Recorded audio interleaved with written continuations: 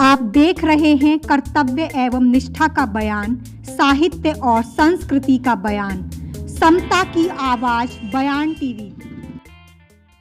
जय भीम साथियों, मैं साक्षी गौतम। भारतीय लोकतांत्रिक राष्ट्रवादी के राष्ट्रीय अध्यक्ष एडवोकेट राव साहब मोहन का सुनिए मानव अधिकार पर बयान। भारत महाराष्ट्र में मानवीय अधिकार के संदर्भ में जो भारत का पहला संघर्ष हुआ वो 1927 में महाड़ के क्रांति संघर्ष के साथ प्रारंभ हुआ। महाड़ में बाबा साहब डॉक्टर अम्बेडकर ने जो लोगों को उस समय पानी पीने का, सार्वजनिक स्थान पर पानी पी लेने का अधिकार नहीं था, तो 14 तालाब पे उन्होंने वो संघर्ष किया।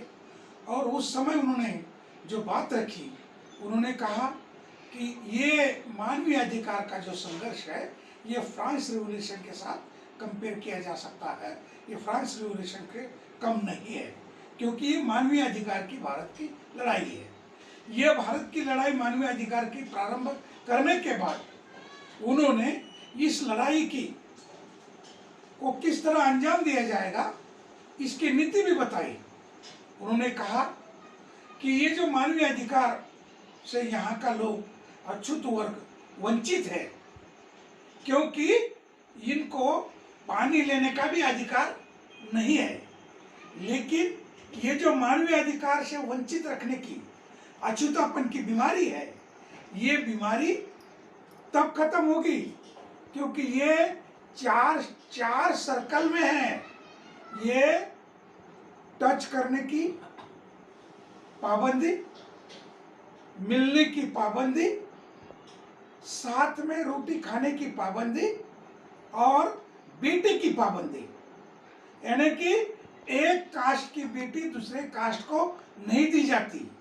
तो ये अछूतापन का जो कास्ट की पाबंदी है, इसे समूचा भारतीय समाज व्याप्त है और अपने ही बच्चों को मानवीय अधिकार से वंचित करता है, क्योंकि ये अनटचेबिलिटी जो है, इसकी बेटी दूसरे घर में, दूसरे जाति के घर में ब्याही नहीं जाएगी। ये जो अनटचेबिलिटी है, इसी अनटचेबिलिटी में रोटी की अनटचेबिलिटी, लोटी की यानी पानी पीने की अनटचेबिलिटी और स्पर्श करने की अनटचेबिलिटी, ये सभी अनटचेबिलिटी इसी अनटचेबिलिटी में निहित है। अगर भारत में जाति परिवार के बाहर अननेचुरल इंस्टीट्यूट को छोड़कर मानव में, व्यक्ति में या महिला और पुरुष कोई भी कार्य हो, उन्हीं में शादी होती है, तो फिर वो नेचुरल मानवीय अधिकार की एक बात और संचलन सामने आता है। लेकिन भारत में इसके लिए पाबंदी है। अगर इंटरकास्ट मैरिज होता है तो खुद के बेटी को भी मार देते हैं। इतनी भयानक परिस्थिति पूरे देश में है। भारत में इसकी प्रारंभ हुआ सामाजिक लोकतंत्र के तौर पर, मानवीय अधिकार के तौर पर, इसलिए महाराष्ट्र की भूमि को फुले शाहू अम्बेडकर की भूमि बोलते हैं। तो ये तीनों तरह की जो पाबंदी है, ये पाबंदियां, जो पाबंदी बेटी की पाबंदी है, ये बेटी की दूसरे व्यक्ति के साथ जाति के बाहर शादी करने की पाबंदी, ये मानवीय अधिकार का उल्लंघन करने वाली पहली चीज इस देश के संस्कृति में निर्माण हुई। इसी ने जाति निर्माण की और जातियों ने एक मोनोपोली निर्माण करके मानवीय अधिकार को खत्म किया गया। आज भारत में समाज जो है वो खुद की आइडेंटिटी जाति की बोलता है या वर्ण की बोलता है, लेकिन मैं मानव हूं और मानवीय अधिकार होना चाहिए, इस एरिया में अभी तक इस देश में जो जागृति होना चाहिए उतनी जागृति नहीं हुई। इसीलिए जब हम देखते हैं कि बाबा साहब डॉक्टर अम्बेडकर ने कॉन्स्टिट्यूशन देने के बाद जो व्यक्ति को आज़ादी दी, उस व्यक्ति को आज़ादी को देने के बाद में उसकी आइडेंटिटी जो बाबा साहब डॉक्टर अम्बेडकर बताई थी, प्रथम भारतीय अंततः भारतीय बनो, और जब भारतीय आप बनोगे तब सही मायने में आप रियल निर्वाचक बनोगे, और जब रियल निर्वाचक बनोगे तो आप पार्लियामेंट्री सिस्टम के सरकार के अंतर्गत योग्य और लायक रिप्रेजेंटेटिव चुन के देंगे, और तभी सरकार डेमोक्रेटिक व्यवस्था की सरकार होगी।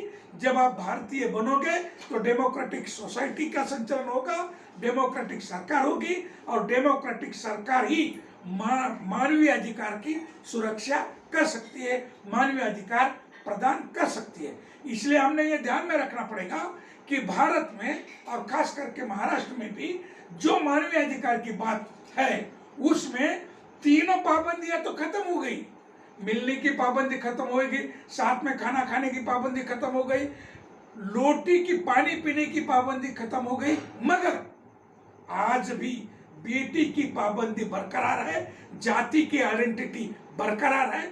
जाति की आइडेंटिटी खत्म करने के लिए आपको जाति के बजाय अपनी इंडियन कॉन्स्टिट्यूशन के तहत भारतीय आइडेंटिटी बनानी पड़ेगी। जब आप भारतीय बनोगे तो आप जाति के बाहर जाकर एक अच्छे नागरिक बनके काम करोगे, और अच्छे नागरिक बनके एक नागरिक का रिप्रेजेंटेटिव चुनेंगे, अपने जाति का और अपने धर्म का या किसी पार्टी का पर्टिकुलर रिप्रेजेंटेटिव नहीं चुनेंगे। इसलिए मानवीय अधिकार के लिए हमें प्रथम जागृति करनी पड़ेगी कि भारत का व्यक्ति नागरिक बने, भारत का नागरिक बने।